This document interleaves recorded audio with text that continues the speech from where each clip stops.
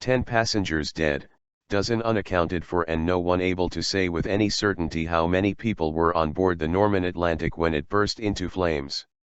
A Greek ferry tragedy in the Adriatic appeared to be turning into a murder mystery on Tuesday as a fiasco over the accuracy of the passenger list added to questions over safety systems aboard.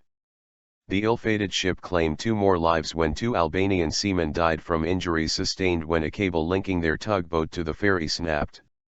With conditions in the eastern Adriatic still extremely rough, Italian authorities decided to try to tow the ferry to port in Albania rather than risk the longer crossing back to Italy. Amid the uncertainty over the passenger numbers, Italian coastguards and Navy helicopters were continuing to scour the waters around the stricken ferry in search of the bodies of nearly 40 people who may or may not have been on the boat when it left the Greek port of Patras on Saturday. Officially, 437 people who were on board have been accounted for, 38 short of a revised total of passengers and crew released by the ship's operator ANEK Ferries.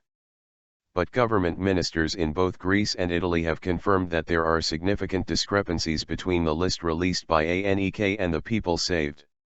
Greece's Merchant Marine Minister Miltiadis Varvatsiadis has admitted that one person appeared twice on the ANEK list and complained about poor communication with Italy. "I strongly doubt that all the names on the list are real," he said. Italian officials have meanwhile acknowledged that the people rescued included an unspecified number of stowaways, including some Afghan nationals, who would not have been on the passenger list. A prosecutor in the Italian port of Bari was due to outline the terms of a criminal probe into the disaster in which the ship's Italian owner, ANEK, and its Italian captain are all expected to be investigated for suspected manslaughter. The accounts of passengers evacuated from the ferry after a terrifying 24-hour ordeal have depicted the Norman Atlantic's crew as being completely unprepared to deal with an emergency. Many have told how it was either thick smoke or other passengers who woke those who were sleeping in cabins, rather than crew or alarms.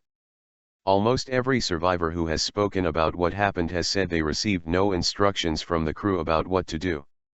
Theodora Doli, a Greek woman whose husband Georgios died in the disaster, was among a number of passengers who described the car deck thought to have been where the fire started as being slicked by fuel.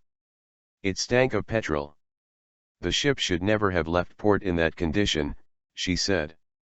In the absence of leadership from the crew, the intensity of the fire, which made metal surfaces so hot that shoes were melting, led to a panic which exposed the worst side of human instinct, according to survivors.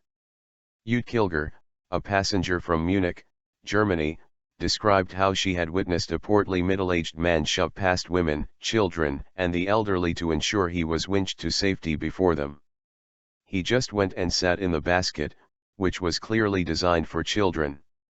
I didn't know whether to laugh or cry," the 45-year-old lawyer told Italian media. Two key questions for investigators will be why the fire gained such force so quickly and why it was not contained in the area where it started. The ship's owner, Italian company Vismar di Navigazione, has acknowledged that a December 19 safety inspection highlighted a problem with at least one fire door but insists it was fixed before the vessel set sail. According to Paris Mau, a multinational body which oversees maritime safety standards, the Greek inspectors highlighted problems with more than one fire door as well as the functioning of some watertight doors, emergency lighting, and the availability of life-saving equipment.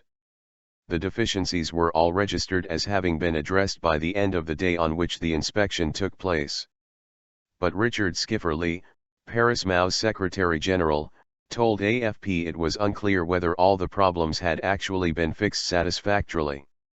Given that the boat was in an unseaworthy state on the morning of December 19, investigators will also want to establish whether the crew made any routine or follow-up checks in the 9 days between the inspection and Sunday's disaster.